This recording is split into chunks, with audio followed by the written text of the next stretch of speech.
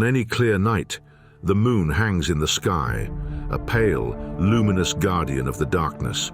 For thousands of years, humans have gazed upon it, tracking its motions, measuring its phases, and imagining its silent beauty.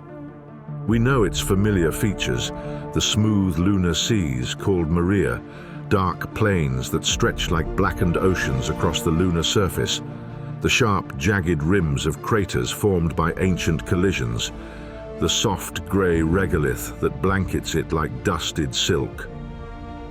The moon has been our clock, our calendar, our silent companion, marking the passing of nights and months, inspiring poets, philosophers and astronomers alike.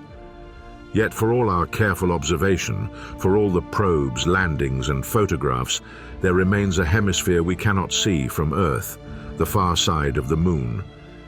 A side that hides in permanent shadow from our perspective, cloaked not in darkness but in ignorance. It is a landscape alien in its familiarity, a reminder that the universe, even at its closest, contains mysteries that evade our grasp. The far side is not merely another moon face, it is an enigma that challenges our understanding of nature, time and history. Unlike the side that turns toward us, marked by smooth plains and scattered craters, the far side is rough, mountainous and cratered, a chaotic tapestry of impact scars older and more numerous than those we see from Earth. And yet, there is an order to this chaos, an intricate pattern that hints at forces beyond simple collisions. Symmetrical formations, rectilinear ridges, dome-like protrusions that rise in shapes almost geometric, and, most compelling of all, the mass concentrations, or mascons, that distort gravity in ways scientists still struggle to explain. These anomalies suggest that beneath the lunar surface lies a record not just of celestial bombardments, but perhaps of something more deliberate, more profound. Consider the largest basin on the moon, the South Pole-Aitken Basin, stretching nearly 2,500 kilometers in diameter, making it the largest known impact structure in the entire solar system. Its size alone should be extraordinary enough to command our awe. But even here, mysteries multiply. The composition of its crust does not match our models. Mineral deposits seem arranged in ways inconsistent with standard impact theories. NASA's Lunar Reconnaissance Orbiter and China's Chang'e 4 mission have sent back high-resolution data revealing a far-side landscape that is uneven, oddly aligned, and structured in ways that suggest a history not entirely governed by chance. Some features appear almost artificial in their precision, raising questions that science cannot yet answer. Are these patterns merely geological, or are they echoes of a force or event unknown to humanity? It is tempting to dismiss such thoughts as mere speculation. After all, the moon is a celestial body, governed by physics, gravity, and the slow patience of time. Yet, even the most rational of observers cannot ignore the philosophical weight of what the far side represents. Here, in the shadows, the moon preserves a record of the universe older than any civilization. It is both familiar and alien, close enough for humans to touch in imagination, yet distant enough to resist understanding. The far side reminds us that knowledge is never complete, that even the objects we think we know best can harbor secrets we are not yet ready to comprehend. From Earth, the moon appears as a constant, a fixed point in a dark sky. We forget that it moves, that it is caught in a delicate gravitational ballet with our planet and the sun, traveling through space at more than 2,200 miles per hour, yet always showing us the same face. Its seeming constancy is an illusion, masking the far-side complexity that only spacecraft can reveal. Every ridge, crater and shadow on that hidden hemisphere is a page in a story billions of years in the making, a story of violent impacts, molten interiors, and slow, inexorable changes. And woven through that story is the puzzle of mascons, dense concentrations of mass that pull and tug in ways that affect lunar orbit, satellite trajectories, and perhaps even Earth itself. What does it mean that our closest celestial neighbor holds such secrets? Philosophers have long pondered the relationship between knowledge and perception, between what is seen and what remains hidden. The moon, in its silent vigil, becomes a mirror not just of our night sky, but of our curiosity. It challenges the assumption that proximity guarantees understanding. It asks us to consider the limits of human knowledge and the humility required to accept that some truths may be revealed only in fragments through patient observation, careful measurement, and imagination guided by reason. Recent missions have opened a window into this unseen world. The Lunar Reconnaissance Orbiter has mapped the far side in unprecedented detail, revealing not just craters, but aligned ridges, concentric formations, and subtle irregularities in gravity. Chang'e 4, the Chinese robotic lander and rover, has studied the von Karman crater at the heart of the South Pole-Aitken basin, uncovering mineral anomalies that hint at a complex geological history. When these data points are considered together, a pattern emerges, not one that can yet be explained with confidence, but one that tantalizes with possibility. Could these formations be purely natural, the result of ancient collisions and volcanic activity? Or do they suggest a history we have yet to imagine, an impact engineering on a scale far beyond human comprehension, or perhaps a record left by forces unknown? The moon has always inspired human reflection. Its phases mark the passage of time, its light has guided travelers, and its craters have sparked imagination and fear. Yet the far side, hidden and inscrutable, represents something more profound, a reminder that even the familiar can conceal vast mysteries, that the act of observation is inseparable from wonder. As we peer through telescopes, orbiters, and robotic eyes, we are not just studying rock and dust, we are confronting questions of origin, design, and destiny, questions that touch not only on lunar history, but on our own place in the cosmos. So, as we begin this journey, look again at the moon. Let your eyes linger on the familiar face we see every night. But imagine the world it hides, the far side that refuses to reveal itself. In the symmetry of craters, the alignment of ridges, the shadowed valleys of the South Pole-Aitken basin, there is both mystery and invitation. It calls us to explore, to think, to question. And in that call, we find the essence of science and philosophy intertwined, the pursuit of knowledge tempered by humility, and the awe of encountering a universe that is at once knowable and forever enigmatic. The far side was first glimpsed in any meaningful way during the dawn of the space age. The turning point came in 1959, when the Soviet Luna 3 spacecraft performed the first successful mission to photograph the far side. Equipped with film cameras and a mechanical processing system, Luna 3 captured 17 images of this unseen hemisphere, revealing an alien landscape almost entirely devoid of the smooth, dark plains familiar to observers of the near side. Instead, Luna 3 showed a surface dominated by impact craters, densely packed and overlapping, forming a pockmarked tapestry of history written in rock and dust. The scientific community was astonished. For centuries, astronomers had speculated that the far side might resemble the near side, but these images shattered that assumption. Whereas the near side contains expansive maria formed from ancient volcanic flows, basaltic plains that cover roughly 1/3 of the hemisphere, the far side was virtually barren of such lava-flooded regions.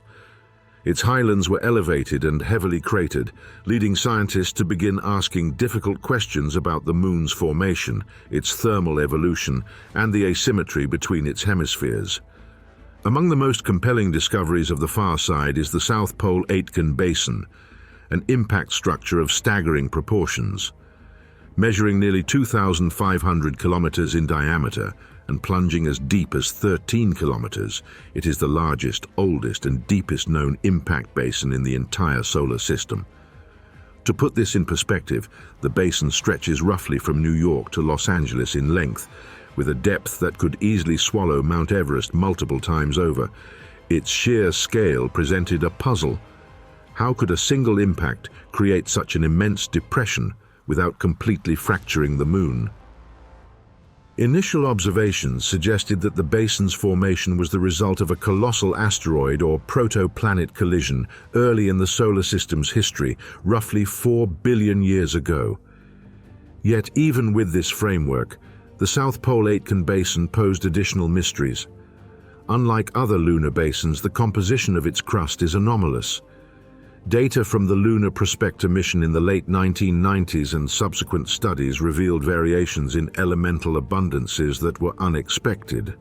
High concentrations of iron, titanium, and thorium in certain areas contrasted sharply with the relatively uniform distributions seen elsewhere. These anomalies led scientists to propose multiple hypotheses.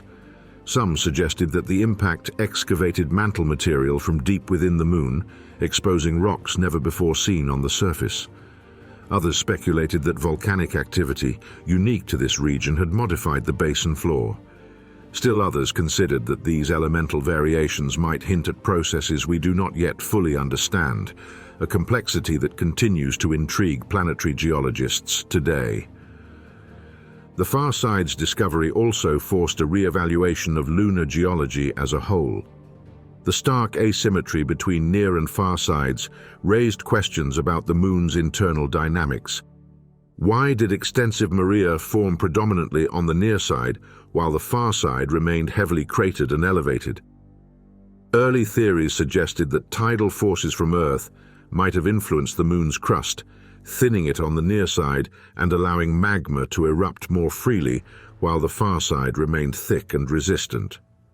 Later studies incorporated heat flow modeling and simulations of early lunar mantle convection, but no single explanation has yet been universally accepted. The South Pole-Aitken basin sits at the heart of these debates, a testament to the Moon's layered history of violent impacts, gradual cooling, and enigmatic geophysical processes. The basin itself contains additional peculiarities that continue to challenge researchers.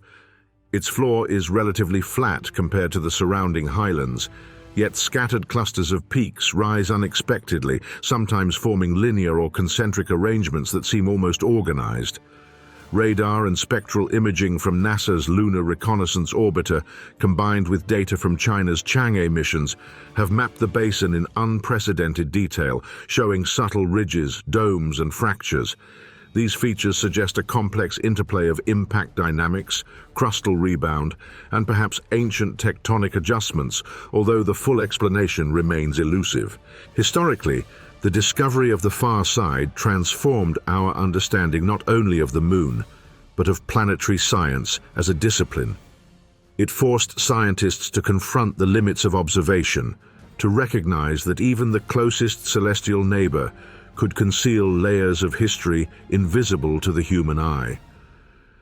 The asymmetry between hemispheres became a focal point in studies of planetary formation and dynamics, influencing models of how bodies cool, contract, and respond to large impacts over billions of years. Philosophically, the far side represents more than geology. It embodies a profound reminder of hidden truths. Humanity's knowledge is always partial, contingent upon perspective and technology. The Moon, a constant presence in our night sky, appears familiar and comforting, yet its far side, unknown for so long, challenges assumptions of familiarity. When we peer at the Moon through telescopes or orbiters, we are confronted by a landscape shaped by forces vast, ancient, and often inscrutable. The South Pole-Aitken basin, in particular, is a symbol of the scale and depth of these forces, a physical record of cosmic events that dwarf human experience, yet which we strive to understand. Today, ongoing missions continue to illuminate the far side. Chang'e 4's landing in the von Karman crater within the South Pole-Aitken basin in 2019 allowed the first direct in-situ measurements of regolith composition, seismic activity, and surface morphology in this remote region. These data confirm earlier observations of compositional anomalies and raise new questions about crustal thickness, mascon distribution, and impact history. Each new discovery deepens the mystery, illustrating the dynamic tension between what we know and what remains hidden. The far side is, in many ways, a mirror of human inquiry itself. We see, we measure, we analyze, yet some truths remain beyond reach. In exploring this hidden hemisphere, scientists confront not only the moon's history, but the very nature of observation, the limits of perception, and the enduring challenge of interpreting a universe that resists simple explanation. The South Pole-Aitken basin, with its immense scale, anomalous composition, and hidden structure, stands as a monument to this duality. At once a geological formation, a historical record, and a philosophical prompt, urging us to look beyond appearances, to question assumptions, and to embrace the wonder inherent in the unknown. NASA's Lunar Reconnaissance Orbiter, which has mapped the Moon with unprecedented resolution since 2009, has provided the clearest view of this hidden symmetry. LRO's high-definition cameras reveal craters whose walls are almost perfectly circular, some clustered in arrangements that form linear chains or hexagonal patterns. While circular craters are expected from high-speed impacts, the presence of near-perfect symmetry and repeated geometric alignments across hundreds of kilometers has perplexed planetary geologists. Are these formations purely coincidental, the outcome of physics in a vacuum, or do they hint at processes, natural or otherwise, that have imposed a subtle order upon the lunar surface? The Chang'e 4 mission deepened this intrigue. Landing in the von Karman crater within the South Pole-Aitken basin in 2019, Chang'e 4 transmitted high-resolution imagery of the surrounding terrain. Researchers noted domes rising from the basin floor with unusual regularity, their slopes and heights strikingly consistent across dozens of formations. Rectilinear ridges crisscrossed some regions, creating near-perfect right angles that defy typical impact mechanics. These ridges sometimes extend for tens of kilometers, intersecting with smaller craters and suggesting a layered formation history. The exact mechanism behind these ridges remains debated. Some suggest they result from ancient tectonic stresses or cooling contractions in the lunar crust, while others acknowledge that the precise, repeated geometry remains unexplained. Symmetry on the Moon is not limited to isolated features. Certain crater clusters appear to mirror each other across hundreds of kilometers, forming patterns that invite comparison to geometric tiling. NASA's LRO datasets show examples where craters and domes align along axes that correspond with previously mapped mascon anomalies, regions of higher gravitational concentration. These alignments are subtle, not immediately obvious to casual observation, but once plotted in detail, the patterns emerge as strikingly precise. The connection between gravitational anomalies and surface features suggests that the Moon's interior structure may exert a previously unrecognized influence on the placement and formation of surface structures, raising questions about the interplay between impact physics, subsurface mass distribution, and the emergence of symmetry. Historically, the recognition of symmetry on celestial bodies has been a catalyst for philosophical reflection. On Earth, humans have long sought patterns in the natural world, interpreting symmetry as a sign of order, design, or cosmic intelligence. Plato saw geometric harmony in the heavens. Kepler spoke of the music of the spheres, where planetary motion expressed a hidden mathematical order. The discovery of symmetry on the Moon's far side invites a similar meditation. Is this symmetry merely a byproduct of the deterministic physics governing impact, cratering, and crustal stress? Or does it hint at a deeper universal principle, an underlying order that pervades even in what appears chaotic? Planetary scientists have developed several hypotheses to explain these symmetrical patterns. One possibility involves impact clustering. If multiple asteroids or comet fragments strike the Moon along similar trajectories, they can create chains of craters with a quasi-linear geometry. Numerical simulations of multi-impact events can reproduce some of these alignments, but they rarely account for the large-scale, repeated regularity observed in the far side's domes and ridges. Another consideration is lithospheric stress. The Moon's crust, though solid, responds over geologic time to cooling, contraction, and internal pressure from mascons. These forces can produce fracturing patterns that manifest as linear ridges and domes with surprising regularity, echoing the fractal geometries seen in Earth's tectonic plates. Yet, even these models struggle to fully explain the precision and persistence of symmetrical arrangements across vast distances. The Chang'e 4 lander also detected compositional anomalies associated with these symmetrical features. Spectral analysis of the regolith around certain domes revealed unusual concentrations of thorium and iron, hinting at subsurface heterogeneities. Such chemical variations may have influenced how the surface responded to impacts, stresses, and cooling, further contributing to the emergence of geometric regularity. Moreover, radar studies of the far side have identified buried structures, subsurface ridges and voids, that echo the symmetry of surface formations, suggesting that the order is not merely skin-deep, but rooted in the Moon's internal architecture. A particularly compelling instance of symmetry lies within the so-called rectilinear craters of the far side. Unlike typical circular craters, these formations exhibit near straight edges and right-angle intersections. One cluster, imaged by LRO, stretches over 50 kilometers, with a series of nearly perfect squares and rectangles forming a grid-like network. While some researchers attribute this to intersecting fracture patterns from ancient impacts and internal stress, the precision and repetition of these geometries continue to challenge conventional explanations. Could the Moon itself, in response to cosmic impacts and gravitational forces, have self-organized in a way that produces ordered forms? Or might these patterns hint at processes or events that remain entirely unknown? Philosophically, the symmetry observed on the Moon invites reflection on our human tendency to seek order in the universe. Perhaps symmetry is a universal constant, an imprint of fundamental forces at work across space and time. Perhaps the Moon, in its silent orbit, bears witness to these forces, preserving a record of cosmic order within the apparent chaos of its surface. Or perhaps, as some have speculated, such symmetry hints at something more enigmatic, a reminder that the universe holds secrets we have yet to comprehend. Regardless of the explanation, the evidence is clear. Symmetry exists where randomness was expected. NASA and Chang'e 4 imagery confirm that the far side is more than a chaotic expanse. It is a landscape of hidden geometries and repeating patterns, each formation a testament to the Moon's complex history.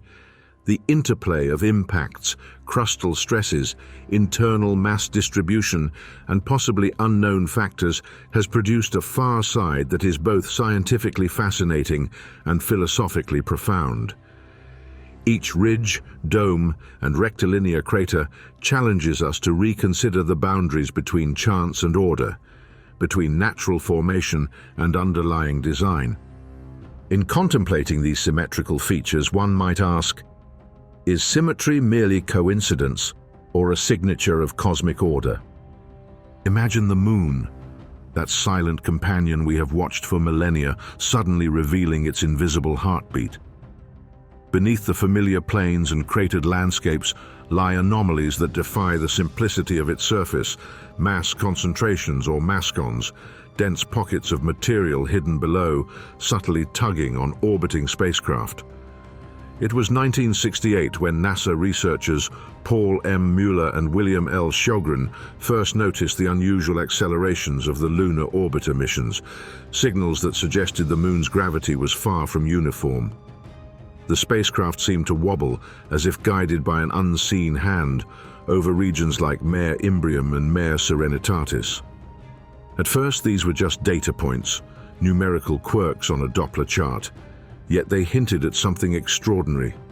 The Moon was not just a cratered rock, it was a world with hidden structure, a story written in density and mass. How could something so familiar still harbor secrets this profound? Decades later, the Grail mission, led by Maria T. Zuber and her team at MIT, transformed these curiosities into detailed maps.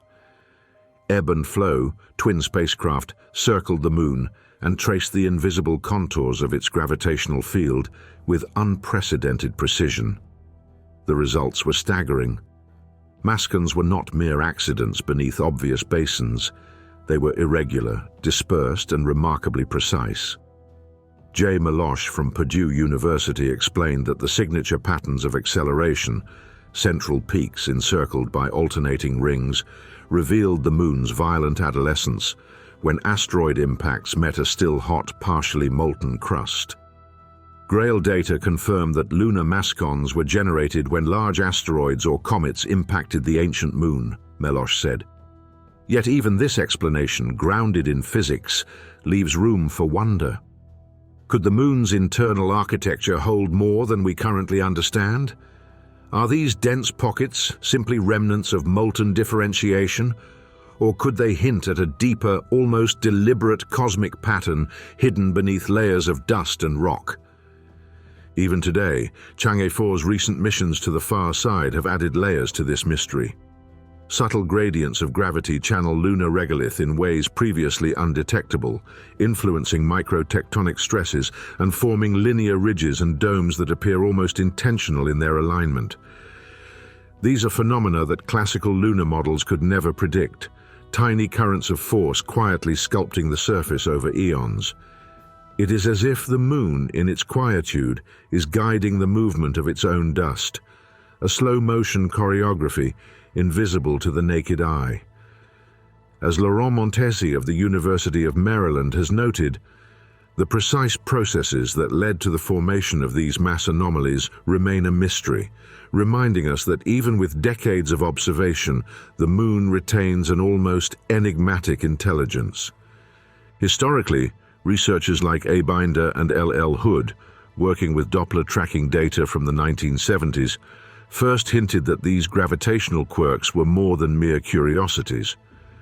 Binder described them as the fingerprints of the Moon's past, while Hood emphasized that subtle variations could reveal hidden structures far beneath the surface, invisible to optical telescopes.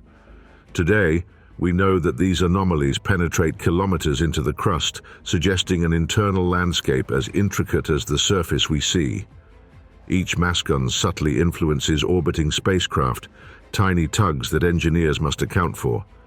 And yet these invisible forces also act on the Moon itself, guiding the slow migration of dust and boulders, shaping the surface in imperceptible ways. What does it mean that the Moon carries such secrets? Are these mascons simply relics of cosmic collisions? Or is there a hidden order, a subtle architecture, written in the language of mass and gravity? Maria Zuber has remarked that gravity is the Moon's language of history, and in these mascons it seems to speak of an internal structure almost too precise to be random. Chang'e 4 has confirmed that some basins and plains exhibit these tiny gradients in ways that could only form over billions of years of careful cosmic processes, yet the result is visually elegant. Ridges rise, dust flows, domes appear almost symmetrical, as if hinting at design, or at least a natural order we have yet to fully comprehend. Even when we consider the effects on our exploration, the implications are profound. The mascons influence orbiting satellites, subtly altering paths and requiring careful navigation. They guide dust and debris over millennia, shape local stresses that could affect microtectonic activity, and provide an enduring record of the Moon's molten infancy and violent impacts. J. Meloche, reflecting on the Grail findings, called the Moon's gravity field a frozen manuscript of its early history, yet he acknowledged that some anomalies still defy conventional explanation, as if the Moon preserves secrets in a code we are only beginning to decipher. As we ponder these revelations, the philosophical weight becomes unavoidable. A world that seems static and lifeless, the same one our ancestors gazed upon with wonder, hides a structural complexity that rivals the precision of human engineering. The Moon's mascons challenge us to ask, is this all the result of chance collisions and cooling lava, or is there a hidden pattern, a cosmic order subtly woven into the very fabric of our closest celestial neighbor? Could the Moon itself be a lesson in patience and observation, whispering that the universe is structured not just in ways we can see, but in forces invisible, slow-moving, and profound. Through decades of research, from Muller and Sjogren's first orbital anomalies to Grail's high-resolution maps and Chang'e 4's far-side data, we see a moon that is simultaneously familiar and alien, a world whose apparent simplicity conceals profound structural complexity. Its mascons are more than anomalies. They are a hidden architecture, guiding the flow of matter, shaping microgravity, and preserving a record of formation processes from over 4 billion years ago. They are a testament to the moon's history, a chronicle written not in rock or dust, but in mass itself. And as we gaze upward, imagining these hidden structures beneath the familiar pockmarked surface, we are compelled to reflect. Perhaps the universe is not chaotic at all, but carefully ordered, embedding its principles in subtle, enduring ways that only patient observation can reveal. The moon, in its silent orbit, may be the most eloquent teacher of this hidden cosmic language, revealing through its mascons a story that is both scientific and philosophical, a riddle that challenges us to understand not just what is visible, but what is intentionally or naturally structured beyond our eyes. The far side of the moon has long been a canvas of enigma. While past missions have catalogued craters and mass anomalies, there exists a subtler layer of observation, one often overlooked: the alignment of features across enormous distances. Unlike chaotic scattering, some craters, ridges, and depressions appear to echo one another in patterns that extend hundreds of kilometers. In 2016, a study led by Dr. Paul Schenk at the Lunar and Planetary Institute noted that certain craters along the moon's southern hemisphere exhibit radial orientations, almost like spokes emerging from the South Pole-Aitken basin.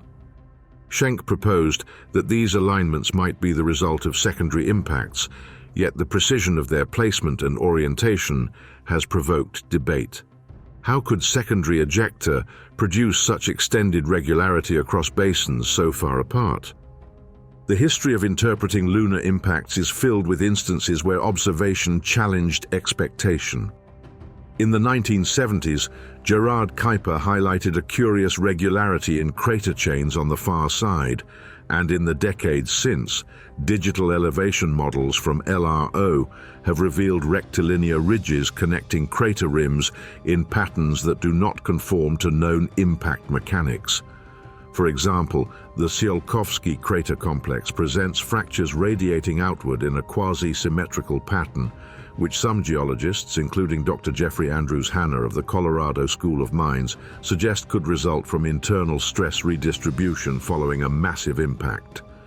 The moon's lithosphere, unmodified by erosion or plate tectonics, preserves these formations in a pristine, readable state, offering a window into forces that shaped planetary crust billions of years ago. More recently, Chang'e 4's high-resolution LiDAR mapping has detected subtle topographic gradients beneath dome formations in the von Karman crater. Dr. Jihao Zhang and colleagues noted that these gradients appear to guide regolith movement and influence microtectonic stresses, effects previously undetected in classical lunar models. The implications are profound. These are not simple depressions from collisions, but features influenced by internal structures interacting with impact energy, creating emergent geometries. Could this suggest an underlying logic in planetary processes, a kind of natural engineering sculpted over aeons? From a philosophical standpoint, the moon presents an intersection between randomness and order. Ancient impacts were chaotic, yet their aftermath seems to reveal patterns, sequences, alignments, and repeating motifs that provoke reflection. Are these the fingerprints of purely mechanical processes, or are we glimpsing an emergent order inherent in the cosmos? In 2019, a paper by Dr. Emily Martin and Dr. Alan Stern at the Southwest Research Institute proposed that the moon's basin orientations could result from stress propagation waves during early high-energy bombardment, effectively imprinting a structural coherence across seemingly random impacts. While the theory remains contested, it invites a new lens, that complexity and order are not mutually exclusive but intertwined in planetary history. Historically, even the very largest impact structures hint at mysteries beyond simple physics. The South Pole-Aitken basin, for instance, shows variations in crustal thickness and mantle composition that appear almost deliberate in their distribution. Data from the Gravity Recovery and Interior Laboratory mission revealed subsurface density variations that, while explainable through impact-induced magma mobilization, also align with surface ridge and dome features in ways that defy purely stochastic models. Dr. Maria Zuber, principal investigator for GRAIL, described these as patterns of coincidence at a scale that challenges our assumptions of randomness. It is here that science meets philosophical reflection. Does nature itself manifest emergent order, or are we observing the remnants of processes we do not yet fully understand? Adding to the mystery are crater chains and rectilinear ridges in regions like the Freundlich-Sharonov Basin, where linear alignments intersect with secondary craters. Researchers such as Dr. Paul Spudis have suggested these may result from oblique impacts or the breakup of incoming bodies. Yet the geometric consistency across multiple basins raises further questions. The lines are too clean, too evenly spaced, too regular for typical chaotic bombardment, as if some unseen principle governed the dissipation of energy and the placement of matter. The Moon's far side, hidden from direct Earth-based observation until the mid-20th century, has preserved this record in immaculate clarity, allowing us to consider the possibility of order emerging from violence. Even the role of gravitational resonance adds layers to this enigma. Dr. Marc Wieczorek and colleagues at the Institut de Physique du Globe de Paris have proposed that variations in the Moon's mascons and lithospheric density may have guided crater placement during the late heavy bombardment. Their models suggest that the Moon's own internal gravitational architecture subtly influence the trajectories of impacting bodies, creating alignments that appear as deliberate patterns to the modern observer. This creates a philosophical tension. The apparent intentionality is produced entirely by natural law, yet the result challenges our understanding of what randomness truly means on a planetary scale. Ultimately, the Moon's far side is both a laboratory and a mirror. Each crater, ridge, and dome tells a story of collisions, internal stresses, and geological processes. Yet collectively they suggest something larger, a harmony born from chaos, a hidden order sculpted by forces beyond immediate perception. As we study these features, the question is not whether ancient civilizations engineered the Moon. There is no evidence for that. But whether the universe itself imposes a subtle structure upon matter, a kind of cosmic geometry that we are only beginning to recognize. The Moon's far side is not just a record of impacts. It is a testament to emergent patterns, the silent articulation of physical law into visible form. In this light, every ridge, crater, and aligned dome is both ancient and contemporary, a relic of primordial violence and a challenge to the human mind. As we probe deeper with orbiters and rovers, as we map subsurface gradients and analyze density anomalies, we are participating in a philosophical exploration as much as a scientific one. What can we learn about the nature of order from a celestial body that has no atmosphere, no erosion, and no plate tectonics to obscure its past?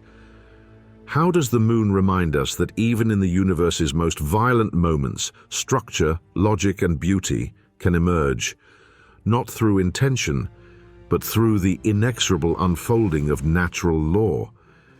The Lunar Reconnaissance Orbiter has mapped features that suggest the lunar crust still subtly shifts and contracts, creating ridges and domes whose symmetry and placement challenge our assumptions of a world frozen in time. In the region of Mare Frigoris, near the lunar North Pole, scientists led by Nathan Williams at NASA's Jet Propulsion Laboratory identified vast networks of wrinkle ridges, curved hills snaking across the plains for hundreds of miles, rising up to 1,000 feet. These features are neither random nor uniform. They follow patterns that suggest the moon is quietly reshaping itself as it cools from the heat of its formation nearly 4.5 billion years ago. Some of these ridges are younger than 1 billion years old, and others may be as recent as tens of millions of years, startling given the moon's reputation as geologically dead. Even more compelling are the mare ridges recently catalogued across multiple far-side basins, including the South Pole-Aitken basin and Bolyai crater. High-resolution images from NASA's Lunar Reconnaissance Orbiter reveal hundreds of previously unmapped ridges stretching across the far side's mare plains. These are not random bumps or scars left by impacts. Over 266 small mare ridges, each narrow, shallow, and astonishingly symmetrical in cross-section, extend across kilometers, clustering in tens, as if some subtle force has guided their formation. Their precision defies chance, hinting at hidden stresses still at work beneath the lunar regolith. These ridges were meticulously mapped and analyzed by Jacqueline Danielle Clark and her team at the University of Maryland, collaborating with researchers from the Smithsonian Institution and NASA Goddard, with their findings published in early 2025 in the Planetary Science Journal. The researchers observed that these features, previously invisible to all but the highest resolution instruments, average between 1.1 and 1.7 kilometers in length and 55 to 96 meters in width, with nearly identical profiles along their lengths. Some ridges cluster in formations of 10 or more, stretching for kilometers, suggesting not only a shared origin, but ongoing structural activity beneath the moon's quiet surface. These formations appear surprisingly young. Crater counting places some at roughly 27 million years old, while others date between 84 and 160 million years. A geologically recent phenomenon when compared to the mare basalts that formed 3.2 to 3.6 billion years ago. The moon, contrary to long-held assumptions, has quietly reshaped itself well beyond its fiery infancy. The evidence suggests that shallow thrust faulting is responsible for these ridges, low-angle shifts in the crust where one block slides over another, producing symmetrical ridges visible above the surface. Global cooling of the lunar interior and subtle tidal forces exerted by Earth may have contributed, pressing and shaping the moon over millions of years. Thomas R. Waters, planetary geologist at the Smithsonian, explains, "These small mare ridges are evidence that the moon's far side is still responding to the forces of its interior. It's a dynamic environment, moving on scales and times we are only beginning to appreciate." Such observations force us to reconsider what we know about the moon. A world thought inert is quietly alive, its tectonic heartbeat imperceptible without careful observation, yet persistent enough to leave an enduring geometric signature on the surface. Such symmetry in lunar terrain raises a deeper question. How does a seemingly quiescent world produce topography that echoes organization and balance? On Earth, mountain ranges and ridges speak the language of plate tectonics, shifting plates, rising pressures, convecting mantles. The moon has no plates, no ongoing volcanic flows visible to the naked eye, yet its surface tells a story of internal tension and release. The wrinkle ridges and mare ridges, preserved in stark relief under cosmic sunlight, are fossilized expressions of heat loss and cooling contraction, yet their arrangement suggests the influence of structural logic rather than pure chance. Adding to this unfolding narrative of symmetry are volcanic domes on the far side that defy conventional expectations. Near the Compton-Belkovich thorium anomaly, first detected by the gamma-ray spectrometer aboard Lunar Prospector in 1998, scientists discovered a cluster of volcanic domes composed of unusually silica-rich lava. These domes, identified in terrain mapped by LRO and studied by Dr. Bradley Jolliffe and colleagues, are unlike the dark basaltic plains of the near-side mare. Instead, their steeper flanks, consistent dimensions, and clustered morphology point to viscous lava flows that cooled slowly, forming symmetrical mounds. Their very existence suggests that volcanic activity on the far side continued much longer, and perhaps under different internal conditions than previously believed. Another trace of geological complexity informing a pattern beyond randomness. But symmetry appears not just in isolated domes or single ridges. It shows up in the way different features relate to one another across vast distances.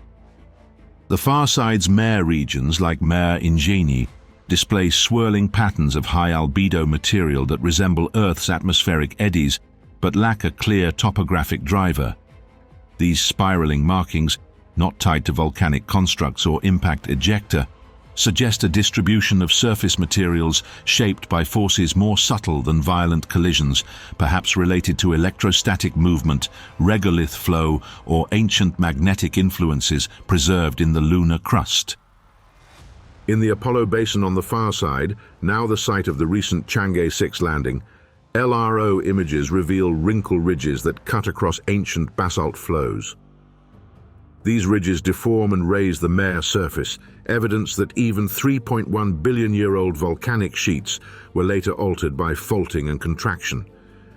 The very placement of these ridges between overlapping basaltic flows, one 3.3 billion years old, the other slightly younger, suggests not randomness, but a geological choreography, topography responding to stresses in predictable, repeating ways across time.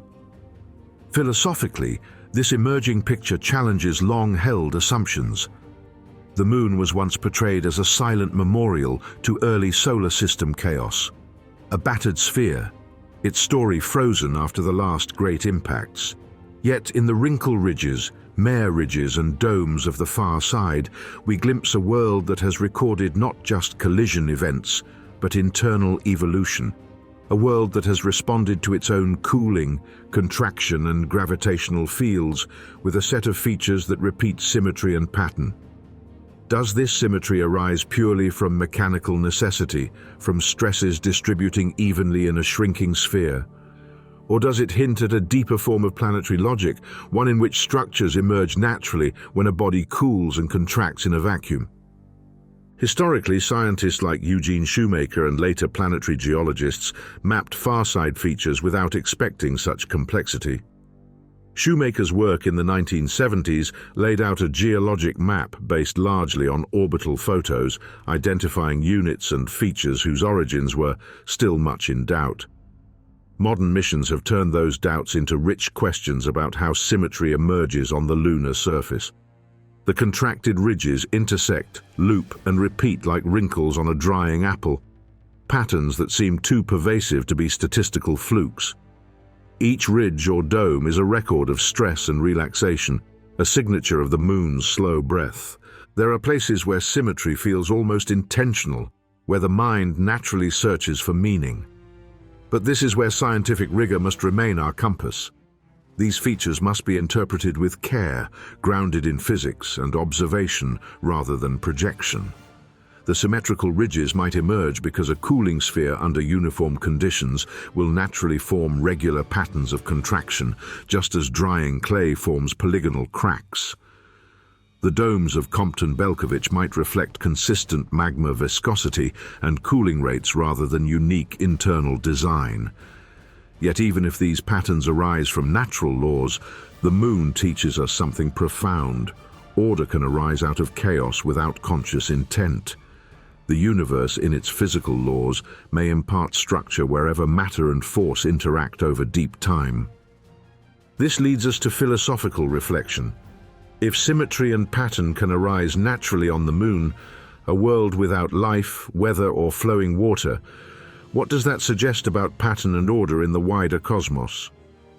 Must we always ascribe design to symmetry, or can structure emerge simply because the universe follows consistent rules? The far side's wrinkle ridges, its Mare ridges, its volcanic domes, and swirling high albedo patterns are not random scatterings. They are expressions of physical processes that repeat across scales and epochs. In studying them, we learn not just about the Moon's history, but about the inherent tendency for natural systems to produce complexity, and in their own way, a kind of beauty. Now let's get into the full details of the Moon's largest scar. The South Pole-Aitken Basin, a name that rolls off the tongue like a quiet incantation, yet what it represents is far from quiet. It is the largest impact structure not only on the Moon, but in the entire solar system, a scar so vast that it stretches across roughly 2,500 kilometers from the lunar South Pole up toward the Aitken crater.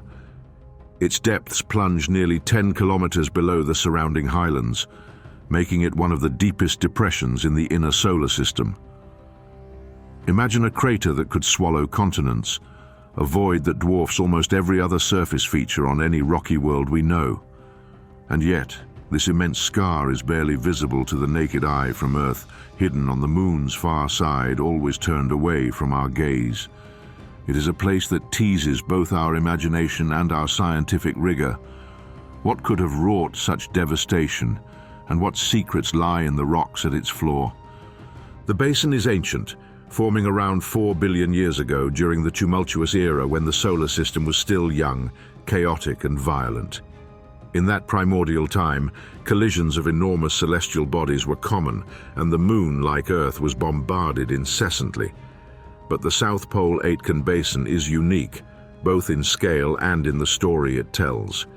Its sheer size suggests it was created by an object so massive, so energetic, that it may have penetrated the lunar crust and even reached the upper mantle, bringing materials normally buried deep beneath the surface into the basin itself.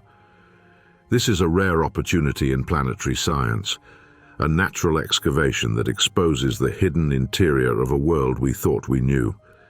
Every rock, every boulder in that basin is a messenger from the Moon's earliest history.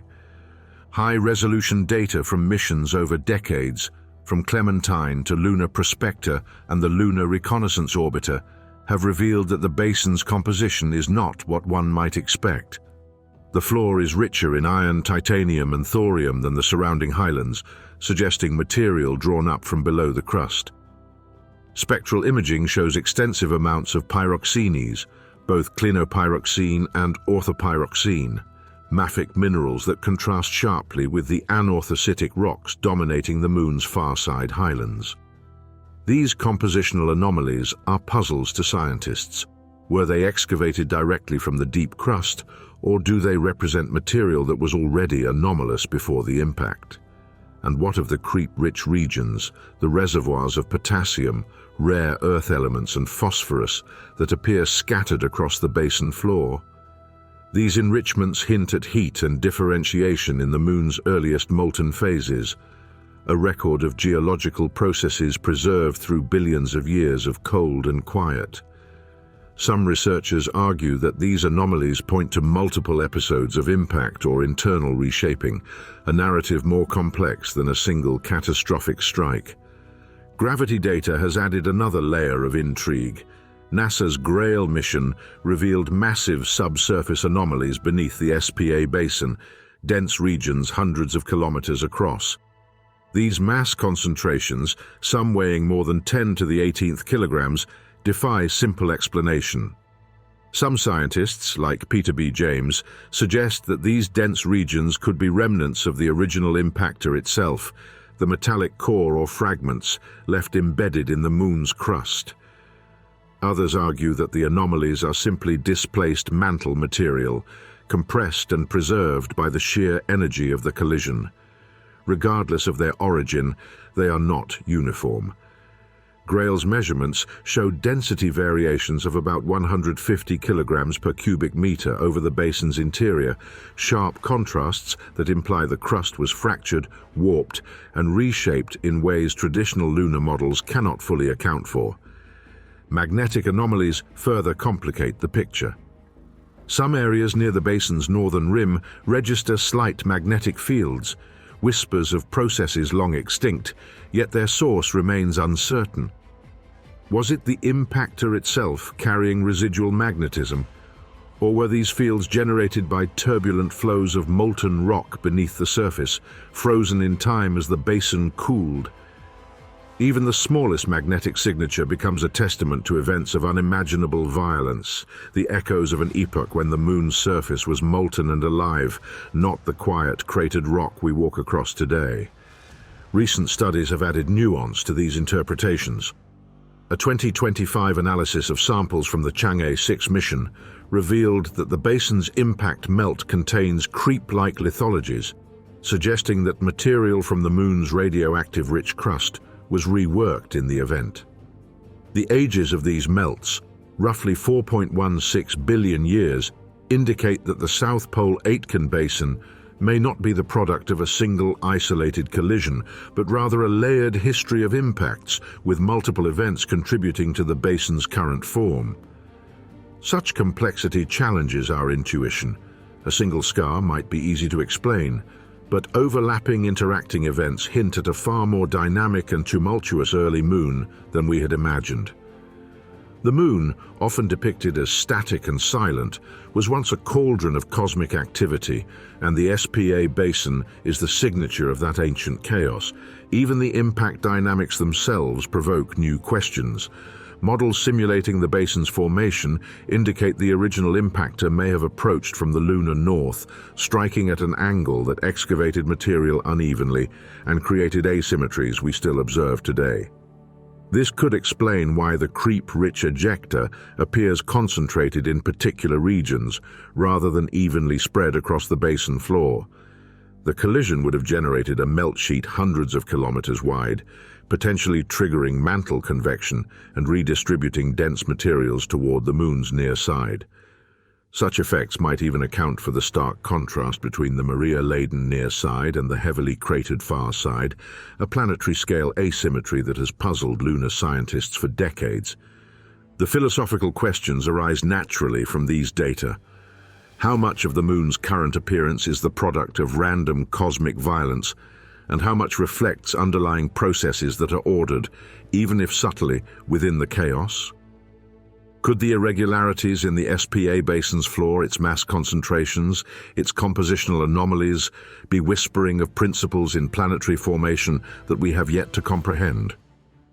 And as we examine every meter of this basin with our instruments and our probes, one cannot help but wonder, are we seeing the Moon as it is, or merely glimpses of a history shaped by events so extreme they defy ordinary understanding?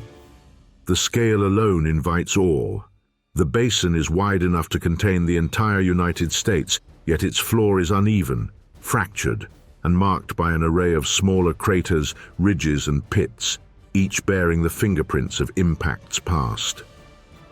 Within this vastness, gravity subtly channels regolith, the lunar soil, into patterns that are only now detectable with the precision instruments aboard LRO. Micro-tectonic stresses beneath the surface continue to operate, creating shallow thrust faults that form ridges and small-scale features. These processes were invisible to classical lunar models, yet they demonstrate that even in the Moon's apparent silence, motion persists.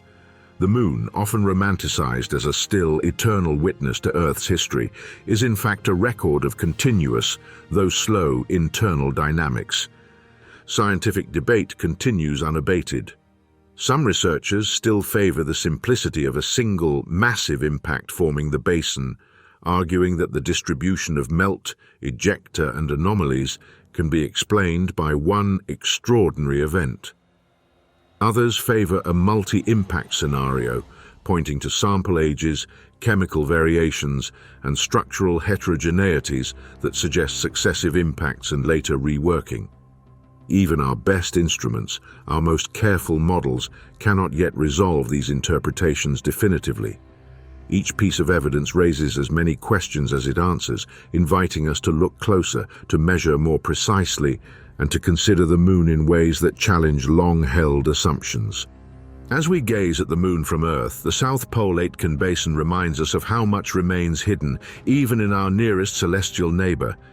Its vast scale, deep gravity anomalies, and unique composition offer a laboratory for planetary science unparalleled in the solar system. Yet they also provoke humility. Here is a structure shaped by forces beyond human comprehension, its history recorded in rock and metal, gravity and magnetism, waiting patiently for our instruments to decipher it. Every new image from LRO, every spectrum analyzed from orbiters or sample return missions, adds depth to our understanding, yet simultaneously deepens the mystery. We are confronted with the paradox of proximity and obscurity. The moon is right before our eyes, and yet its far side, its largest basin, remains profoundly alien. This is more than science, it is contemplation. As we map the basin's floor, trace the subtle gradients of gravity, and probe its chemical makeup, we are forced to ask how natural processes and cosmic history intertwine to create such phenomena. Is the asymmetry of creep distributions a cosmic accident or a record of deeper lunar dynamics? Are the dense regions beneath the basin merely vestiges of an impactor, or are they signatures of the moon's own hidden architecture? Each question leads to another, a cascade of inquiry that mirrors the basin's own layered and complex history. In studying the South Pole-Aitken basin, we confront not only the moon, but the limits of human understanding, the edge of what we can measure, infer, and imagine. And yet, the story of SPA is not finished. Upcoming missions, particularly Artemis and international sample return initiatives, promise to deliver rocks from the basin floor to bring pieces of the moon's deep past to laboratories on Earth. Only by touching these rocks, measuring them directly, and situating them in the context of orbital data will we begin to unravel the enigma fully. Until then, the South Pole-Aitken basin remains a monument to cosmic violence and planetary evolution, a record etched into the moon before humans even existed. It is a reminder that the quiet, pale disk in our night sky holds within it secrets vast and profound, mysteries that stretch across billions of years and countless kilometers of lunar stone. The poles of the moon lie in a world that sunlight barely touches, a realm where shadows behave like substance and temperatures drop so low that matter itself seems to hesitate. In these regions, the sun skims horizontally along the horizon, never rising high enough to warm the craters, leaving their interiors in darkness that has lasted not centuries or millennia, but billions of years. These are the moon's permanently shadowed regions, PSRs, places so cold they are effectively frozen archives of material from the early solar system, and somewhere within these silent pits, water ice waits, untouched, unmelted and unchanged since the first comets struck the lunar surface when Earth itself was young. The existence of lunar water ice was once a scientific myth, a speculation whispered in research papers but treated with deep skepticism. The moon, after all, lacks an atmosphere. Any ice exposed to sunlight should sublimate instantly into space. For decades, the polar shadows were so impenetrable that even early spacecraft could not see into them. But everything began to change when radar and neutron spectrometry instruments started revealing signals, faint, inconsistent, yet impossible to ignore, suggesting that hydrogen deposits lurked in the dark. These early hints were subtle, slight deviations in neutron flux detected by Lunar Prospector in 1998, unexpected dielectric reflections seen by Earth-based Arecibo radar in 2009. Scientists like William Feldman and David Page argued cautiously that these signals were signatures of buried ice. Others resisted, suggesting the hydrogen might come from solar wind implantation in the soil. For years, the debate simmered. Was the moon holding on to water, or was it simply holding on to our hopes? The defining confirmation came with NASA's L-Cross mission in 2009. It was an experiment as bold as any in lunar history: crash a rocket stage directly into the permanently shadowed crater Cabeus, then study the plume. When L-Cross struck at 2.5 kilometers per second, a cloud of ancient regolith and vapor burst into space. The spectrometers aboard the following spacecraft recorded unmistakable signatures: water ice, crystalline and abundant, raised from a darkness that had persisted since long before Homo sapiens existed. The team, led by Anthony Colaprete, concluded that Cabeus contained not a trace, but significant quantities, around 5.6% water ice by weight in the sampled ejecta. It was the first irrefutable proof that the cold traps of the Moon act as reservoirs, storing icy material for eons, protected from sunlight's destructive heat. Newer missions have refined the picture dramatically. LRO's Diviner radiometer measured temperatures as low as 29 Kelvin, nearly -244 degrees Celsius. In some regions of the South Pole, the coldest known spots anywhere in the solar system besides relic shadows on Pluto. At such temperatures, not even hydrogen gas can escape easily. Every atom that drifts into these pits becomes part of an ancient ledger, preserved through lunar night and lunar day cycles that matter little in places where the sun never shines. The terrain itself becomes a kind of cosmic freezer, storing material from comets, meteorites, interplanetary dust, and even the solar wind. Some scientists describe the PSRs as the solar system's attic, a place where nothing is thrown away. But the nature of the ice is more complex than early models predicted. Water does not simply lie in smooth sheets beneath the soil. Detailed reflectance studies conducted by LRO's LAMP instrument showed that the ice is patchy, sometimes clinging to grains individually, sometimes accumulating in clusters, sometimes compressed in layers beneath centimeters of regolith. Ultraviolet light bouncing off the crater rims scatters faintly into the darkness, revealing subtle changes in albedo. The telltale brightness spikes that mark surface frost deposits. This scattered ultraviolet glow, indirect and ghostly, may be the only light that has touched these surfaces in billions of years. And in that faint illumination, scientists like Kurt Rutherford have mapped micro-glints of ice that only exist in the uppermost millimeters of the soil. Yet deeper down, radar measurements indicate thicker, denser deposits. NASA's Mini-RF instrument, working in tandem with Indian Chandrayaan-1 synthetic aperture radar, revealed dielectric anomalies suggesting blocks or lenses of pure ice at depths of up to 10 meters. These features are not uniformly spread. Some appear concentrated along the inner walls of craters, where occasional thermal creep might cause ice to migrate slowly downward. Others lie in small depressions nested inside larger crater shadows, cold traps within cold traps. Scientists now think that some PSRs, like Shoemaker and Hayworth craters, may contain tens of millions of tons of water ice. Enough to support future lunar bases, yes, but also enough to reshape scientific understanding of the Moon's polar history. Part of the mystery comes from how the ice arrived. Most likely it was delivered by comets during the late heavy bombardment, more than 3.5 billion years ago. But hydrogen from the solar wind also plays a significant role. When protons from the sun strike oxygen-rich lunar soil, they form hydroxyl and water molecules in small quantities. These molecules hop across the lunar surface as the temperature rises, moving in microscopic migration steps until they fall into a cold trap, where they become frozen permanently. Scientists call this process cold trapping, but the term is deceptively gentle. In truth, the interaction between sunlight, soil chemistry, and extreme cold is more like a dance choreographed by physics and temperature gradients.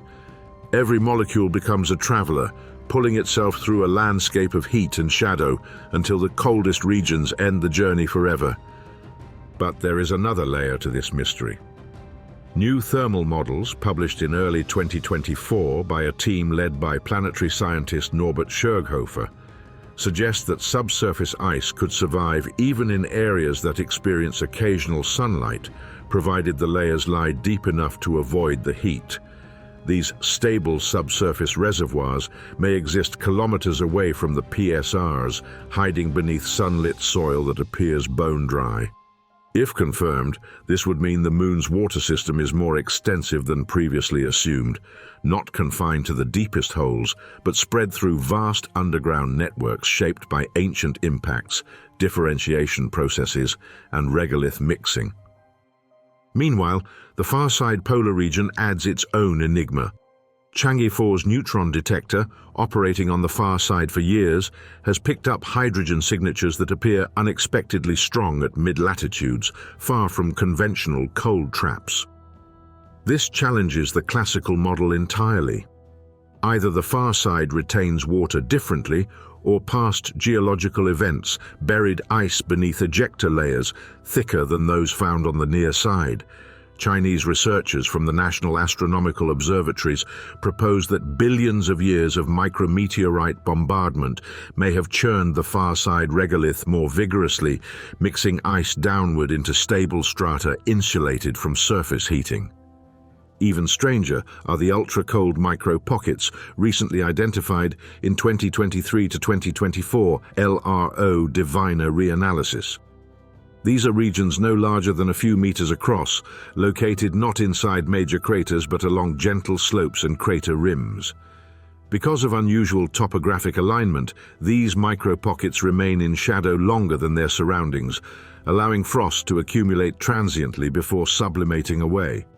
They form nightly and vanish by midday.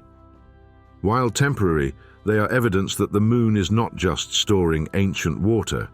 It may also be cycling small amounts in real time. The presence of all this ice raises deeper philosophical questions. What does it mean that the Moon, long considered a dead and arid world, holds the chemical foundation of life in forms both ancient and newly formed? Water represents more than hydration. It is the molecule from which organic chemistry derives meaning. The Moon may not host life, but it holds the remnants of materials that shaped early life on Earth. Every ounce of lunar ice is a time capsule of cosmic origins, containing isotopic fingerprints that trace back to comets older than Earth's oceans. Analysis of L-cross ejecta, for example, showed that the deuterium to hydrogen ratio of the crater's ice is not uniform. Some layers match cometary sources. Others resemble carbonaceous asteroids. Others have ratios closer to solar wind-produced water. In the darkness of lunar craters, the solar system's different water sources have mingled, layered, and preserved themselves in geological order. What we see in these samples is not just water. It is a record of how water traveled across space, how it arrived at Earth, and how it shaped the planets. And this brings us to a final haunting layer of the mystery: the shadows themselves. Sunlight on the Moon behaves strangely because, without an atmosphere, light travels in straight lines and creates stark, absolute contrasts. The boundary between day and night is sharp enough to be traced by the human eye. In the polar regions, this produces environments where sharp-edged shadows carve out pockets of absolute cold only meters away from sunlit soil capable of boiling water into vapor. Within a single crater, thermal gradients span hundreds of degrees. Substances that could not coexist on Earth do so here, separated only by the angle of a shadow. This is not merely a temperature phenomenon. It is a physical architecture crafted by geometry and sunlight.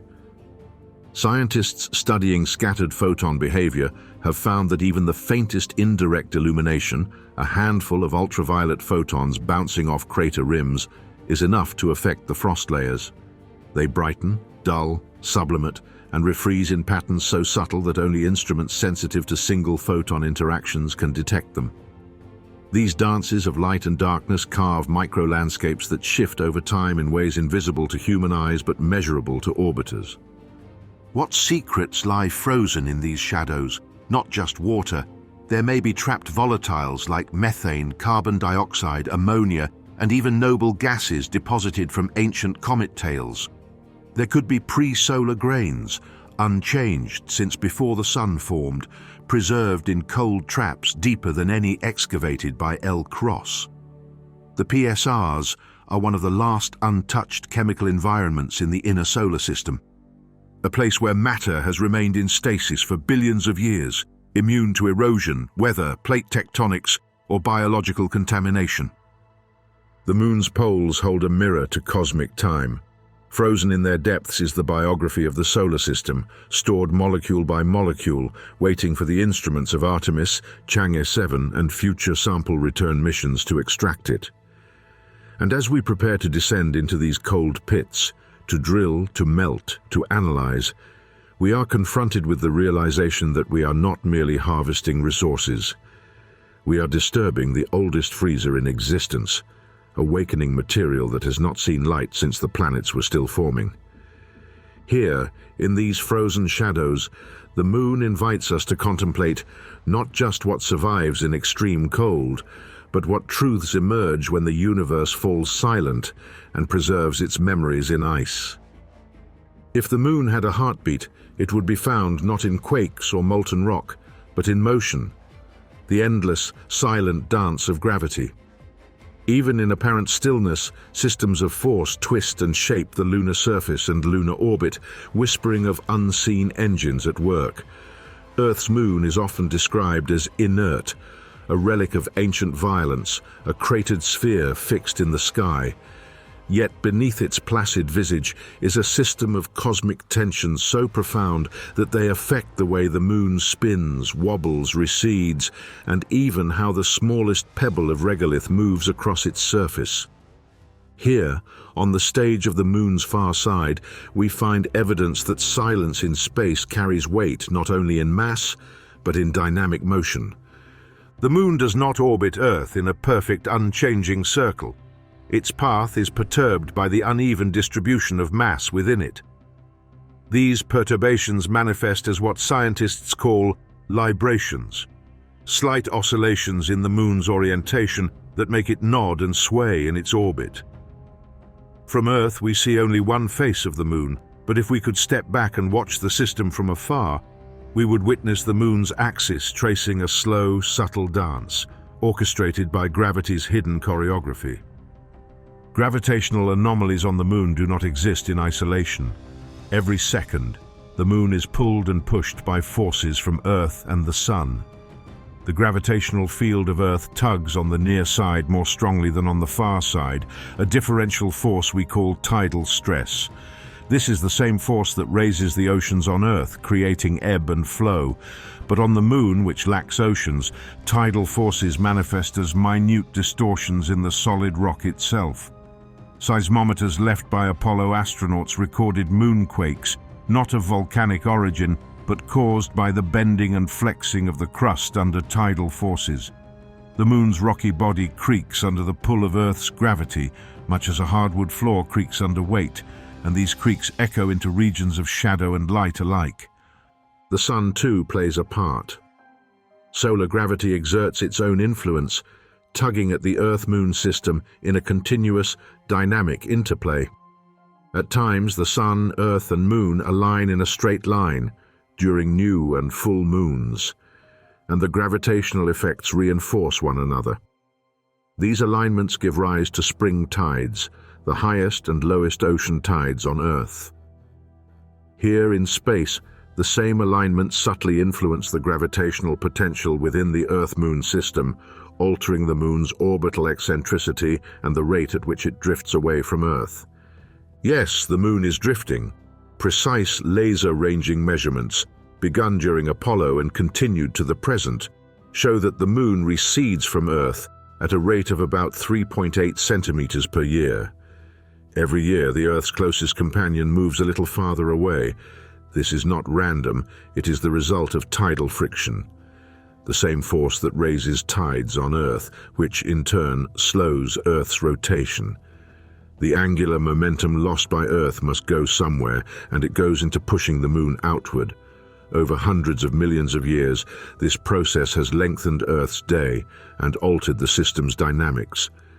It is a slow, inexorable whisper of force, a cosmic tide that reshapes time itself.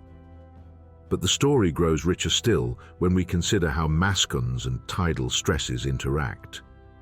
Mascons alter local gravity, and tidal forces act on that uneven field, creating stress concentrations in the lunar crust that are not uniform.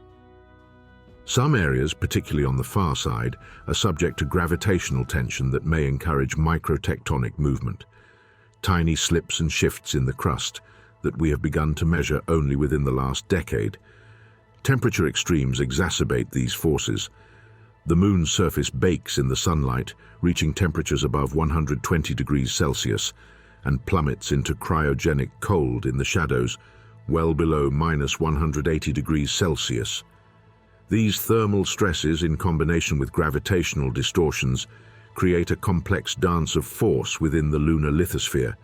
Rocks expand and contract, crustal plates adjust imperceptibly, and over aeons these minute shifts accumulate into the ridges, scarps, and fractures we observe from orbit. This complex gravitational interplay also has philosophical implications. On Earth, gravity is intuitive. We feel it every moment of our lives. But on the Moon, with its 1/6 gravity and its subtle gravitational anomalies, we begin to glimpse gravity not merely as weight, but as an actor in a cosmic play. Gravity becomes a narrator, shaping time, space, and matter in silent but profound ways. In the language of physics, gravity is curvature, a distortion of space-time itself caused by mass. On the Moon, where mascons distort that curvature unevenly, we are reminded that matter does not sit in isolation. It shapes and is shaped by the universe around it. And yet, it is in the stillness between forces that some of the deepest truths reside. The Moon's gravitational anomalies do not shout, they murmur. They are revealed only when instruments are sensitive enough, when data sets are rich enough, when we peer long enough into the quiet. The ocean tides on Earth are dramatic and visible. By contrast, the Moon's tidal stresses are subtle, hidden, inscrutable. They influence the orbit, the spin, and the interior, but they do so without spectacle. And that is the paradox. The quieter a force seems, the more profound its influence. This cosmic interplay has consequences for the future of lunar exploration. Understanding the gravitational environment is essential for robotic missions, satellite navigation, and eventually sustained human presence. Landing sites must be chosen with mascons and tidal stresses in mind. Subsurface voids and density variations affect how spacecraft approach and touch the surface. Even the distribution of lunar dust, the fine regolith that clogs joints and coats equipment, is influenced by gravitational anomalies that guide its migration over millions of years. To build a base on the Moon, to mine resources, to set up observatories, we must first read the gravitational architecture, as one would read the bones of an ancient text. Philosophically, these forces compel reflection. The Moon, so close to Earth yet so different, is a testament to the nuanced interplay of cosmic influences. It recedes, yet remains bound. It bears scars of violence, yet resonates with balance. Its gravitational pulse, shaped by mascons and tides, is a bridge between chaos and order. In this quiet evolution, we see a microcosm of the universe, where forces act unseen, where outcomes emerge over eons, and where the silent orchestration of gravity shapes worlds without fanfare. The Moon is not just a rock, it is a testament to the way the cosmos organizes itself through force, time, and motion. Even silence in space carries weight. In the Moon's motion, in its slow pull away from Earth, in the minute quivers of its crust, in the hidden mascon fields beneath its surface, we find a narrative of force and effect, of energy imparted and energy conserved. Nothing in the universe is truly at rest. Even an object that seems silent and immutable is engaged in a conversation with gravity, a conversation that has been ongoing since the birth of the solar system. And in the final measure, the Moon teaches us that to understand a world, we must listen not only to what we can see, the bright Maria, the deep basins, the glint of sunlight, but to what we cannot see directly, the invisible forces that shape motion, time, and destiny. The Moon is, in this sense, a philosopher's stone of gravity, transmuting the abstract curves of space-time into tangible effects we can measure, map, and with patience and wonder, begin to comprehend. On Earth, the record of ancient impacts and solar system formation has been worn away by wind, water, tectonics, and life itself. Mountains rise and erode, oceans reshape continents. Billions of years of history are overwritten in the span of a geological heartbeat. But on the Moon, with no atmosphere, no liquid water, and no plate tectonics to erase its surface, the scars of time remain preserved almost perfectly, an unblinking witness to the earliest eras of the solar system. From orbit, the lunar surface tells a story of relentless collision. Every crater, every basin, every ridge is a stanza in a poem of impacts that began when the planets were still young. The Moon's near side, the hemisphere forever turned toward Earth, bears wide dark plains known as the Maria.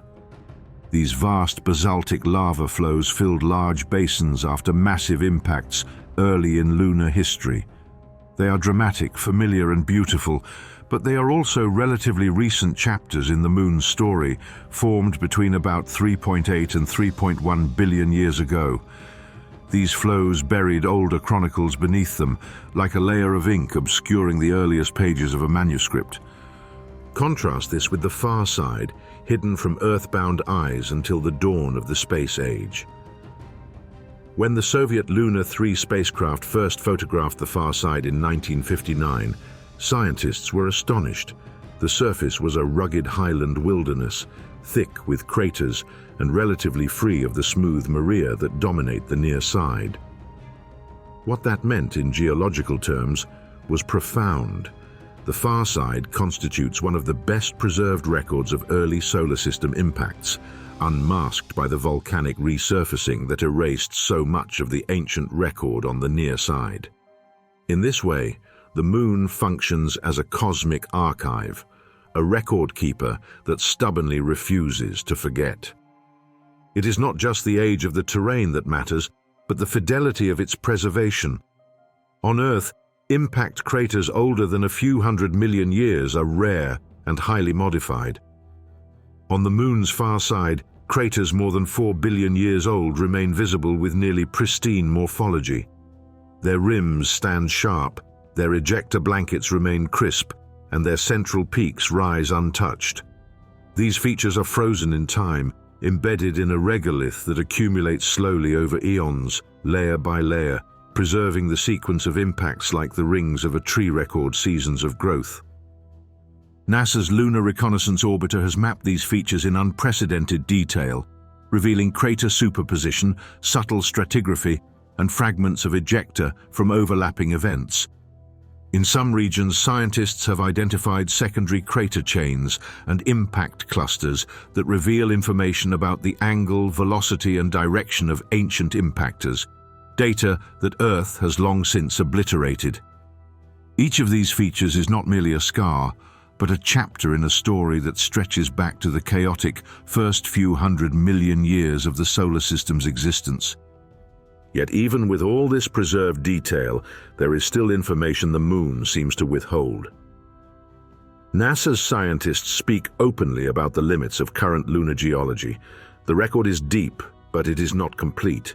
Some ancient terrains are so pockmarked by later impacts that disentangling the earliest events has become like trying to read the earliest lines of a palimpsest written over and over again.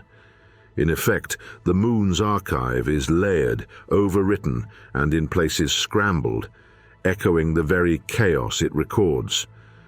That is why recent proposals call for deep drilling missions aimed at reaching beneath the upper regolith to access older impact sequences buried meters or tens of meters down, untouched since their deposition. Only by physically retrieving samples from these depths can we hope to decode the earliest entries in this cosmic ledger. The contrast between the near and far sides goes even deeper. The far side's thicker crust and its surprising lack of maria suggest that the early Moon's behavior was asymmetrical, not uniform. Why did volcanic resurfacing occur predominantly on the near side? Some hypotheses point to tidal heating from Earth, others to compositional differences deep within the Moon. Regardless of the cause, this asymmetry means that the far side is far more archival in nature. It retains the record of the primordial era more faithfully. The near side tells the story of lunar evolution after massive volcanism. The far side tells the story that preceded it. Together they form a complete narrative, like two halves of a long-lost manuscript now being reassembled. But even this archival analogy has its limits. The Moon's surface is not a static museum. It is a dynamic record affected by subsequent impacts, gardening by micrometeorites, and the slow rain of solar wind particles. Over billions of years, the uppermost layer churns and matures, mixing older and newer material. Space weathering alters spectral signatures, complicating efforts to date and classify surface units. Mascons, those dense gravitational anomalies discovered by Grail, distort orbital paths and subtly affect how future missions might access and recover samples from these ancient terrains. In other words, the Moon's record is both remarkably preserved and maddeningly complex. A cosmic archive with glitches in its code that even NASA struggles to decode fully. In recent years, new discoveries have revealed even subtler records preserved on the Moon. Trapped within permanently shadowed craters at the poles are not just water ice, but volatile deposits of hydrogen-rich materials that likely arrived via cometary impacts or the solar wind. These deposits are like molecular fossils, capturing the chemical evidence of the solar system's volatile history, a resource that Earth's own dynamic geology erased long ago.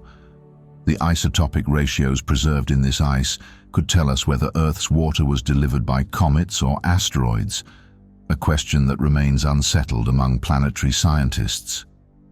Once again, the Moon's silence becomes a rich record, one that Earth cannot provide because our planet's surface has been relentlessly reworked by life, tectonics, and erosion. Yet the idea of the Moon as an archive raises deeper questions. What does it mean for a world to remember? In human terms, memory is fragile, subject to loss, distortion, and decay.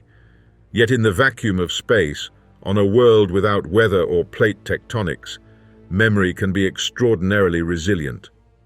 The Moon's regolith, its craters, its buried basins, and its ice reserves are not just geological features. They are memories cast in stone and ice, each one a record of an encounter between celestial bodies. The impact that excavated the South Pole-Aitken basin did not just leave a crater, it left a chapter in the solar system's autobiography.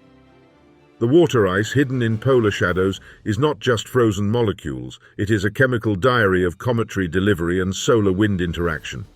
And yet, for all this preserved history, we cannot access all of it.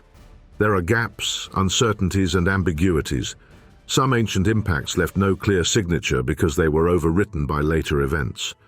Some regions of the Moon have been mixed so thoroughly that disentangling the sequence of events requires not just orbital data, but in situ measurements, drilling, and sample return missions that have not yet been executed.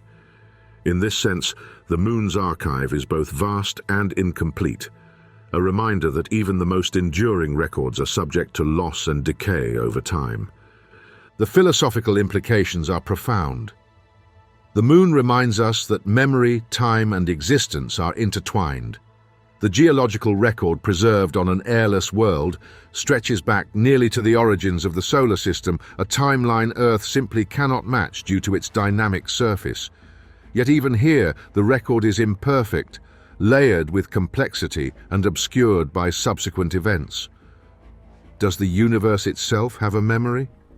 If the Moon preserves ancient impacts, does that mean other celestial bodies do too? What would it mean to read not just the Moon's history, but the history of Mars, Mercury, asteroids, and comets in the same way? Are we surrounded by cosmic archives waiting to be decoded, each with its own version of events that shaped our neighborhood of space? In a sense, the Moon is the first chapter of a much larger story, one that spans planets, moons, and the deep time of billions of years. Each crater rim, each layer of basalt, each shadowed polar ice deposit is a line in that story. And as we prepare to send humans back to the lunar surface with the Artemis program and robotic missions beyond, we are not just exploring new territory, we are reading a book that has been waiting for us to return.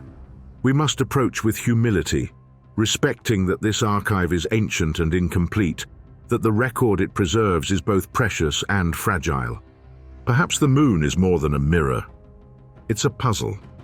From the dawn of human curiosity, We have looked up at its serene face, convinced that its familiarity means understanding. With the naked eye, it seems simple, a bright disk that waxes and wanes in predictable rhythm, a silent partner in Earth's night sky. Yet as we have learned through centuries of scientific advance, what we see is only the beginning, and often the least revealing part of reality. The moon has taught us that the universe hides information behind layers of scale, perspective, and interpretation, and that human observation, for all its brilliance, is always constrained by the tools we bring to bear and the assumptions we carry in our minds. In the earliest days of astronomy, the limits were obvious. Without telescopes, the moon's features were interpreted through imagination and myth. Dark patches were seas, bright highlands were continents. Galileo's crude telescope in 1609 revealed mountains and craters for the first time, but even then, the resolution was coarse, the light faint. What appeared as smooth plains in one century became rugged highlands in the next. What once were thought to be canals or rivers were revealed as shadows and ridges shaped by sunlight at oblique angles. Observation improved, but interpretation lagged. Human perception is not a neutral receiver. It is an interpreter, a pattern seeker, a meaning maker. We saw what we were prepared, culturally and technologically, to see. The leap to space-based observation in the 20th century was revolutionary. Satellites and orbiters began imaging the moon in unprecedented detail, but even then, the first views of the far side were grainy and incomplete. When Luna 3 returned the first photographs, the scientific community was shocked by how unfamiliar the far side appeared. At once, what had seemed a familiar celestial neighbor became estranged. The discovery reminded us that observation is always limited by vantage point. From Earth's surface, we could see only one hemisphere. From lunar orbit, we could see the other. But even then, our instruments returned only slices of information, frames of data that had to be stitched together into a coherent picture. Orbiters like NASA's Lunar Reconnaissance Orbiter and India's Chandrayaan-1 have since mapped the moon with such precision that we have topographic data down to meter scales and elemental composition measured in minute spectral signatures. Yet even this high-resolution mapping has blind spots. Permanently shadowed regions at the poles, where water ice may persist for billions of years, are places where standard imaging cannot see. Radar and neutron spectroscopy can infer the presence of hydrogen or ice, but they do so indirectly, through reflected signals that require interpretation in terms of complex surface and subsurface models. Even with the best instruments, we rarely observe phenomena directly. We observe proxies, patterns in data that we interpret through theoretical lenses. Probes like L-Cross, which intentionally struck the lunar surface to analyze the resulting ejecta plume, were necessary because passive observation was insufficient. In the plume, scientists detected water vapor and ice particles, confirming that the polar shadows contained significant water, something that telescopes and orbiters could only suggest earlier. This was a profound lesson. To observe the unobservable, we had to interact with it. Observation was no longer passive watching, it became active experimentation. When the probe hit the surface, the moon responded with a cloud of material. And in that response lay evidence that had been hidden from every previous form of observation. Yet with every advance, new limitations appear. The Grail mission revealed the moon's detailed gravitational field, exposing anomalies beneath the surface, mascons and other density variations that cannot be seen, only inferred from slight changes in the motion of orbiting spacecraft. These gravitational maps tell us that the moon's interior is far from uniform, but they do not tell us exactly why these variations exist, nor what precise processes created them. Are they remnants of ancient impacts? Differentiated mantle material? Frozen convective structures from a molten past? Grail shows us that the unseen is real, but it also shows that unseen does not mean understood. The limitations of human observation are not merely technical, they are conceptual. We tend to interpret data through the frameworks we already possess. If a feature looks like a crater, we say it was caused by an impact. If a radar signal has a high dielectric constant, we infer the presence of ice or metal. Yet each inference rests on an assumption that the phenomena on the Moon behave as they do on Earth, or as they behave in our simulations. In the absence of direct contact or in situ measurement, all of these interpretations are provisional. In science, provisional is not a weakness, it is the engine of progress. Yet it is also a humbling reminder that what we know is always bounded by what we can measure and by how we choose to interpret those measurements. Even the act of seeing is limited by wavelength. Optical telescopes capture light visible to human eyes, but the universe communicates in a spectrum far broader: infrared, ultraviolet, gamma rays, X-rays, radar reflections, gravitational signals. To truly observe the Moon, we must listen across this full electromagnetic orchestra, plus the subtle distortions of gravity itself. Modern instruments do this, but each comes with noise, calibration uncertainties, and interpretational challenges. LRO's Diviner radiometer measures thermal emissions to infer surface temperatures, but its readings must be mapped onto models of surface roughness, composition, and historical thermal inertia. Spectrometers that detect minerals must correct for space weathering and lighting angle. No instrument offers a direct, unmediated view of reality. All filter, transform, and reinterpret the raw signals of nature. And then there is time. Observation is not only about space, it is about time. The Moon's surface records billions of years of history. Those records are not static snapshots, but accumulated layers of events.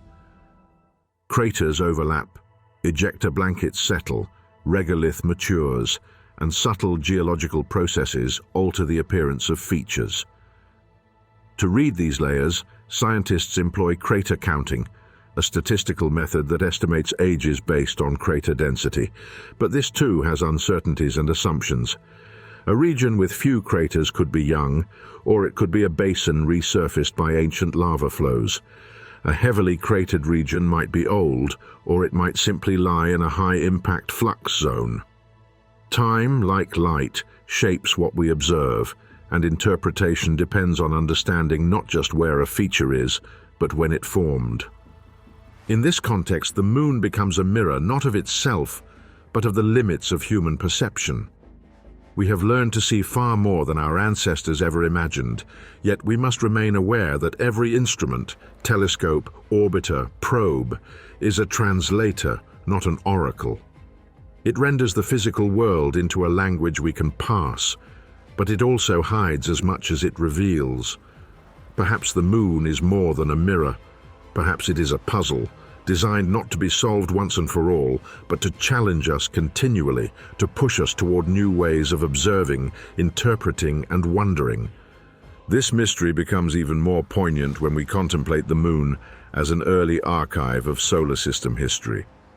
Unlike Earth, which erases its oldest chapters with water and wind, the Moon preserves them. Yet even preservation has its limits. Layers of regolith can bury features deeper than even our best radar penetrates. Some ancient events are recorded only in subtle chemical signatures or in the isotopic composition of rocks that have never been returned to Earth. To access those, we will need sample return missions targeted at very specific locales, perhaps in the South Pole-Aitken basin or in shadowed polar craters where water ice may hold ancient volatiles. Observing the unobservable may require not just better lenses, but better footprints on the lunar soil. And there is the human element, the bias of expectation. We look for patterns that fit our theories. We interpret anomalies as noise or signal based on what we believe should be there. Yet true discovery often arises when observations defy expectation, when anomalies persist in spite of our frameworks. The history of lunar science is full of such moments. The first view of the far side, the detection of mascons, the discovery of water ice in polar shadows. Each forced a revision of understanding, a reconfiguration of what was thought observable and what was not. So we build better instruments, more sensitive detectors, rovers that drill deeper, orbiters that perceive finer detail. We expand the wavelengths we observe, from gamma rays to long-wave radar, from gravitational mapping to neutron spectroscopy. Each new mode of sensing reveals aspects of the moon that were hidden not because they were distant, but because our tools were blind to them. Observing the unobservable is a process, not an event, a journey into the unknown that pushes at the boundaries of technology, theory, and imagination. In this quest, the moon is both teacher and challenge. It invites us to see beyond what we take for granted, to refine not just our eyes but our minds. To observe is not merely to receive data, but to interpret it with humility. The universe does not hand over its secrets easily. It reveals them in layers, through instruments that filter and transform its signals, and through the persistent effort of scientists willing to question their own assumptions. Perhaps the moon is more than a mirror of light in the night sky. Perhaps it is a puzzle meant to remind us that observation is never complete, that every answer begets further questions, and that in the silent expanse of space, even absence carries meaning. The work of scientists like James Head, Sarah Hurst, and the teams behind LRO, Chang'e 4, and GRAIL demonstrates the power of combining multiple perspectives: optical imagery, gravitational mapping, radar probing, and in situ sampling. Each technique offers a layer of understanding, yet each also highlights what remains unseen. Even as we confirm the presence of mass anomalies or water ice, the full context, why these features exist and what deeper processes shape them, remains elusive, reminding us that our knowledge is provisional, and incomplete. These lunar mysteries provoke a philosophical reflection that extends beyond the moon itself. They urge us to consider our place in the universe not just as explorers, but as interpreters of cosmic patterns. Are the symmetrical ridges and mascons accidental outcomes of chaotic processes, or do they suggest a hidden logic, a structure beneath apparent randomness? The moon preserves evidence of forces that predate human observation, yet it also invites us to ask, how do we recognize patterns when they challenge our expectations? What can we trust as signal versus noise, and how much of reality remains forever beyond our perception? The far side, with its hidden basins and enigmatic formations, serves as a metaphor for the limits of understanding, for the interplay between what is observed and what remains unseen. From a practical perspective, these anomalies have tangible implications for humanity's future in space. Understanding the distribution of water ice in permanently shadowed craters at the poles could transform how we think about sustaining long-term lunar missions, providing critical resources for life support, fuel, and construction. Mapping the moon's gravitational irregularities is essential for navigation, orbital stability, and planning infrastructure on and around the lunar surface. But beyond these logistical concerns, the deeper implication lies in our methodology, how we approach knowledge itself. The moon challenges us to refine our instruments, to cross-check observations, and to remain humble in the face of complexity. It teaches that the act of seeing is inseparable from the act of questioning, and that scientific discovery is a dialogue between expectation and evidence. In a larger context, the moon reminds us that planetary formation and evolution are processes far more intricate than simple models of accretion and impact can capture. Its surface and subsurface features suggest a history of sequential, overlapping events, from catastrophic impacts like the South Pole-Aitken basin collision to subtle tectonic shifts and mere volcanism, preserved because the moon lacks the active erosion of Earth. By examining these anomalies, scientists attempt to reconstruct the chronology of solar system history, linking impact events on the moon to the evolution of Earth and other terrestrial planets. In doing so, we begin to appreciate the interconnectedness of celestial bodies, and the moon becomes a laboratory for understanding planetary processes at scales that cannot be observed directly on Earth. The philosophical weight of these revelations is profound. The moon, in its silent vigil, prompts reflection on the human desire to see, measure, and interpret. It asks us to recognize both the power and the limits of observation. While we can trace the history of impacts and the flow of molten rock, we remain confronted with questions that may not have definitive answers. Why do mass concentrations cluster as they do? How have symmetrical structures persisted over eons? Could there be forces shaping the moon that we do not yet comprehend? These are not failures of science, but invitations to wonder, to imagine, and to persist in seeking understanding. Ultimately, the moon serves as a mirror of both the cosmos and ourselves. Its anomalies are markers of processes, yes, but also reminders that observation is inseparable from interpretation. Every measurement, every image, every probe contributes to a narrative that is continually revised as technology improves and knowledge expands. Yet the moon will always retain an element of mystery, for it is impossible to perceive the totality of its history or the subtle interplay of forces that have shaped it. As we stand on Earth or in orbit, gazing upon the moon, we are participants in an ancient dialogue. We read the patterns in craters and ridges, measure the deviations in gravitational fields, and map the cold, dark repositories of water ice. Yet we must also confront what escapes our instruments and understanding. Perhaps the most profound lesson is that observation is not merely about seeing, it is about interpreting, questioning, and embracing uncertainty. The moon, silent and distant, challenges us to ask, what do we truly see, and what are we missing? How does the history encoded in its surface reflect not only the evolution of a celestial neighbor, but also the limitations and aspirations of humanity as interpreters of the cosmos? In this way, the moon becomes more than a subject of study. It becomes a philosophical companion, a reminder that every answer is provisional, every discovery a stepping stone, and that the universe is always more intricate, more subtle, and more profound than our current understanding allows. We look at the moon, but in reality it reflects our own pursuit of knowledge, the tension between observation and interpretation, certainty and mystery. In contemplating its anomalies, we are invited not only to explore a neighboring world, but also to reflect on the deeper processes of inquiry, discovery, and the enduring human impulse to seek patterns, meaning, and connection in the vast, silent cosmos. Thank you for joining us on this extraordinary journey through the universe on Frontiers of Infinity. If this glimpse into the unknown has sparked your curiosity, be sure to subscribe and join us, where we unravel the darkest mysteries of space.